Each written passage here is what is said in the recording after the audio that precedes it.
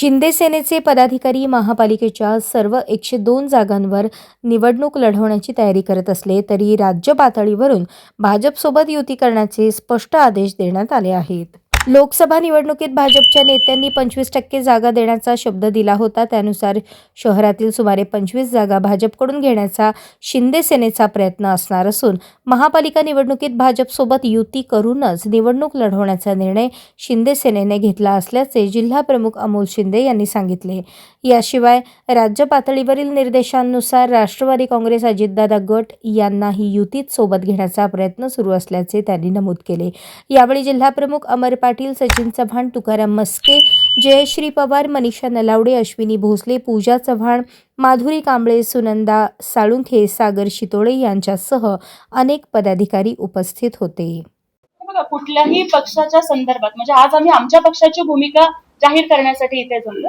दुसऱ्या पक्षावरती टीका टिप्पणी करण्याची ही वेळ नाहीये आणि केवळ एकाच गटाचे किंवा एकाच पक्षाचे नव्हे तर अनेक पक्षाचे उमेदवार असतील, पदाधिकारी ते आमच्या संपर्कात आहेत. फक्त योग्य वेळ आल्यानंतर ते आम्ही आपल्याशी शेअर करू. मी तेच म्हणते, केवळ उभाठाच नव्हे तर शहरातल्या अनेक महत्वाच्या पक्षांमधले अनेक लोक आमच्या संपर्कात आहेत.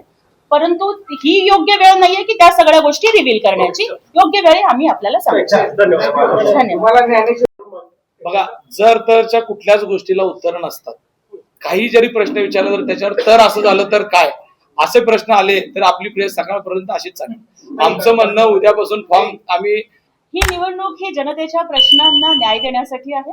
ही निवडणूक म्हणजे बघा, नेहमीच आमचे नेते सांगतात की लोकसभा आणि विधानसभा ह्या नेत्यांच्या निवडणुका आहेत, तर स्थानिक स्वराज्य संस्था ह्या कार्यकर्त्यांच्या निवडणुका आहेत.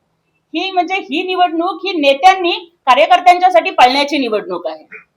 25 जागांच्या संदर्भातला जो आपला प्रश्न आहे, म्हणजे मागच्या नाही त्यावेळेस 40 मागितल्या होत्या आमचे त्यावेळेस जिल्हा प्रमुख, त्या परिस्थितीमध्ये जे काही ठरलेलं होतं म्हणजे 25 हे तेवढ्यासाठी की तब जो वादा किया है वो निभाना पडेगा, याची आठवण आम्ही करून देतोय.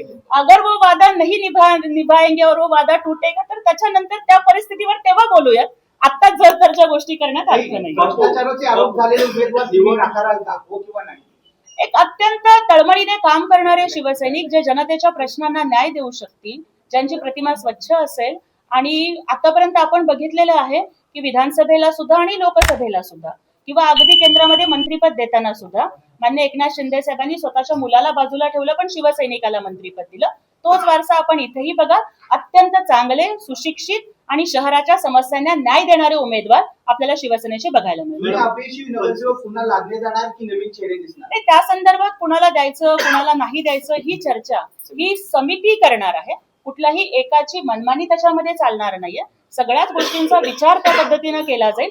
पण मी या ठिकाणी एक हमी देऊ इच्छिते की प्रत्येक सोलापूरकराला आपलासा वाटणारा उमेदवार तो असेल आणि सोलापूरच्या प्रश्नांचा अभ्यास करून समस्या सोडवण्यासाठी सकारात्मक पुढाकार घेणारे उमेदवार द्यावेत असा आमचा प्रयत्न आहे.